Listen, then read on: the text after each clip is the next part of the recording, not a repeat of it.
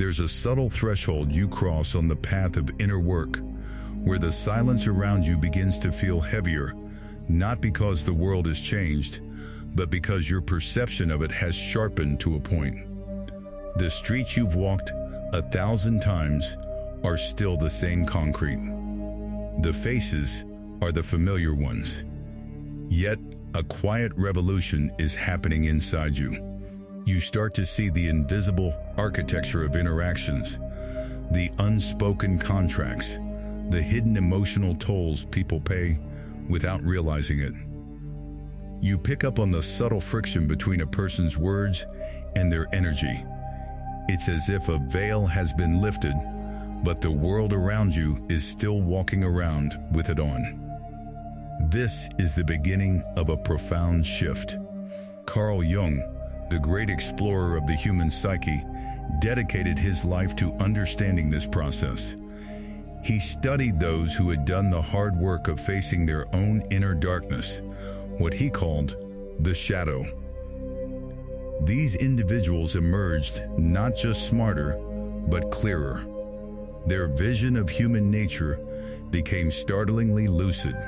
But Jung noticed something unsettling about their journey.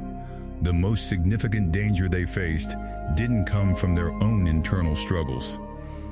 The real threat, Jung observed, emerged from the world around them. It's a subtle, almost invisible force. When a person's consciousness expands, it inadvertently casts a spotlight on the unconscious patterns of others. Most people navigate life on autopilot, guided by unexamined impulses. When someone enters that space, who can instinctively see through their defenses and social masks, it triggers a primal, unconscious reaction. It's not always hostility. Sometimes, it's a quiet, creeping resentment. Jung came to a difficult conclusion. For the awakened individual, psychological survival often depends not on what they share, but on what they wisely hold back. This isn't about deception, it's about navigation. Today, we're going to explore the 5 key insights that Jung believed must be guarded. These aren't rules for building a wall around yourself. They are a map for moving through a world that is still largely asleep. 1. Guard your inner certainty. The first shift you experience is a newfound trust in your own perception. Before this, you likely spent years doubting your gut, second-guessing your instincts, and looking for external validation. But as you integrate the unconscious, your internal compass becomes calibrated.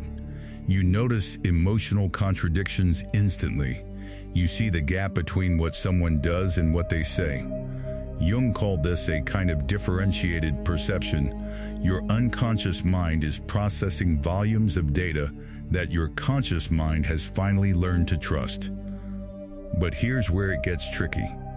When you express this certainty openly, it can feel like a threat to those who haven't done their own work. Your calm confidence can be misread as arrogance. People who are clinging to a fragile self-image will feel exposed. They might accuse you of thinking you're superior, when in reality, you're simply seeing clearly. Certainty in a room of doubt is often mistaken for arrogance. Your clarity disrupts the unspoken social contract, the one that says we all agree to pretend not to see the truth. So Jung suggested a form of quiet mastery. See everything, trust what you perceive, but don't feel compelled to announce it. Let your certainty be a private compass, not a public declaration. 2. Protect the blueprint of your transformation. Spiritual awakening is often romanticized as a random event, but for many, it becomes a strategic, intentional reconstruction of the self. You start to identify the wounds from your childhood that shaped your personality. You map out the unconscious habits you're trying to break. You create a blueprint for who you are becoming. Revealing this blueprint can be dangerous because your transformation threatens the stability of the systems you belong to.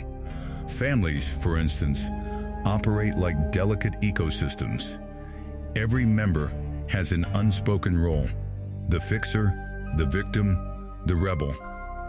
When you begin to change, that system feels the tremor. It will try to pull you back to your old role. If you broadcast your healing strategy, you give others a roadmap to your vulnerabilities. They know where you are still tender. Jung saw this time and again, people who shared their journey of growth only to be met with subtle sabotage from those who subconsciously needed them to stay the same. The safer path? Do the work quietly. Allow the results of your growth to become visible over time. Transformation doesn't need an audience to be valid. 3. Conceal your final line. As you progress, a profound shift happens with your empathy. Before, you might have been a people pleaser, constantly forgiving, hoping others would change. But shadow work clarifies your boundaries. You develop what Jung might call selective empathy. You can still care deeply, but you refuse to be a doormat. You form clear, non-negotiable lines. Now, the temptation is to announce these lines, to say, if you do this, I will leave. But announcing your limit gives those who would test it a head start. They can probe, negotiate, and try to erode your resolve before you even act. They can paint you as unreasonable before you've even enforced a consequence. A wiser approach, Jung implied, is to keep your boundary internal. Let the manipulator expect the same old pattern of tolerance. When they cross the line, they don't get a warning. They get the consequence. A quiet exit. A closed door. No argument, no negotiation. This isn't about being secretive, it's about being decisive. Your compassion remains, but it's no longer defenseless. 4. Hold your sacred wound close. Every awakened person carries a wound from their past, a betrayal, a loss, a deep sense of not being seen. Jung observed that we often unconsciously recreate these painful dynamics, hoping to finally heal them.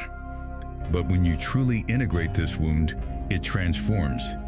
It ceases to be a source of pain and becomes a source of wisdom. It's no longer a weakness, it's your deepest strength.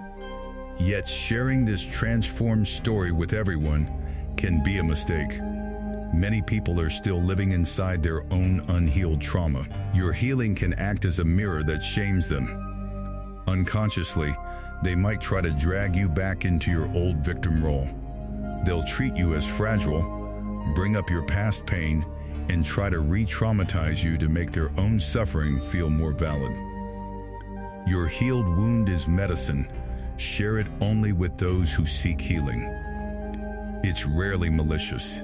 It's just the discomfort of seeing what's possible. So, treat your wound as sacred.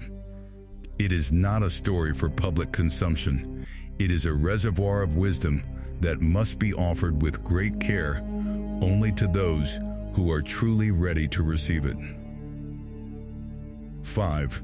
Soften your sharpest sight. The final secret is the most subtle.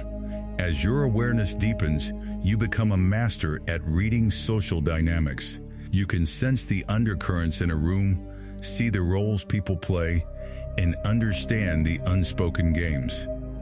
Jung called our social mask the persona. Most people identify with it completely. You, on the other hand, see it for what it is, a tool. But revealing the full extent of your perception can make others feel exposed. If people sense that you are constantly analyzing them, they will become guarded and uncomfortable. They will feel naked in your presence, and that discomfort will turn to distrust. Jung's advice here was simple but profound. Remain human. Let your imperfections show. You don't need to project an image of flawlessness or omniscience.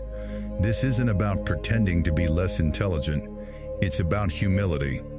It's about allowing people to feel safe around you. A powerful observer doesn't need to announce their power. They simply move through the world with quiet understanding. At first, these ideas might sound like a call to hide who you truly are. But Jung's deeper message was about protecting your consciousness. You have to learn to balance your inner clarity with outer diplomacy. True freedom isn't about revealing every truth you know. It's about knowing when to wield your silence as a shield. The most potent presence in any room is often the one who sees everything while saying very little. In that quiet awareness lies a deeper form of strength, not the strength of control, but the strength of understanding. Consciousness, as Jung taught, is not just a gift, it is a responsibility. When you awaken, you become a guardian of your own light while navigating a world that is still learning to see. If even one of these insights resonated with you, take a moment to honor your own journey. The most profound growth often happens in silence, away from the eyes of the world. If this perspective has helped you understand your path a little better, please consider supporting Deeply Wise. A like on this video helps these ideas find the people who are ready to hear them. And if you're committed to exploring the deeper layers of the human psyche, make sure to subscribe. Thank you for your time, and I'll see you in the next one.